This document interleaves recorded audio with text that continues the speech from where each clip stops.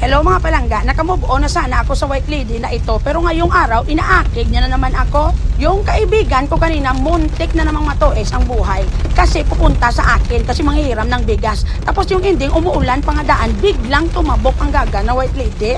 Sumala yung kaibigan ko, muntik na talaga mabangga sa malaki na puno. Pag nakita ko talagang white lady na ito, iwan ko na lang, hoy white lady, bobo, makinig ka.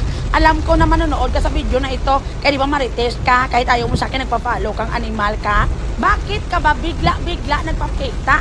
Pwede ka naman dumating sa punto na makisakay ka na lang at nang makapag-usap ng masinsinan. Hindi yung mangdamay-damay ka pa talaga sa kamatayan. Anong klase ito?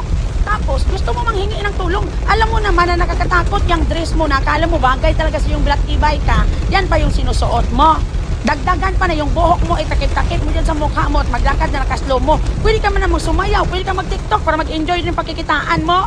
Animal ka, kahit umuulan, hindi ka na papahinga, mapulmon ka sana sa kabilang sa ibaya. Advice ko sa iyo, day ha, total namatay ka na, hindi ka pa rin tumalino.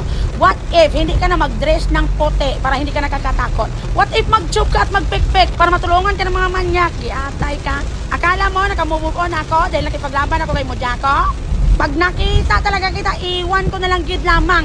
Muntikang nag-graduate yung kaibigan ko dahil sa kagaga mo ha, makita kita, ambot na lang magpatago-tago pa ka dito sa kung saan-saan ha. Kung gusto mo ng tulong at magreklamo, magpabarangay ka, hindi kayo kung saan-saan ka nagpapakita. Doon sa kagaga ha. Naalala ko pang nakita ko sa CCTV, nagyaw-yaw ka pa sa akin, no ngayon ka magpakita, matamaan ka sa ng kidlat. Yatay ka. Boo! Pag nakita talaga kitang animal ka, basyahan talaga kitang isa kaldirong aros kaldo. Umuulan, bumabaha na lahat-lahat, gaginaga ka ng gihapon. Makita lang talaga kita karon, ang daman mo lang gid.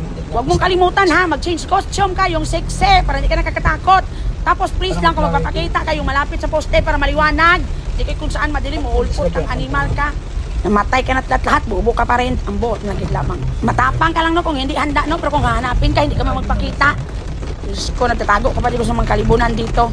Ay, makita talaga kita, yung side sweep talaga kita para hindi ka na makalupad-lipad, para hindi ka na lumutang sa hangin, kumamang kang animal ka. Tapos anong gad-gad magpapakita sa gabi na ang dilim, pwede ka namang magpakita sa umaga para hindi matakot yung tao sa'yo, hindi ka magpagkamalang white lady. Akala nila magpa-first communion kang animal ka, kiatay.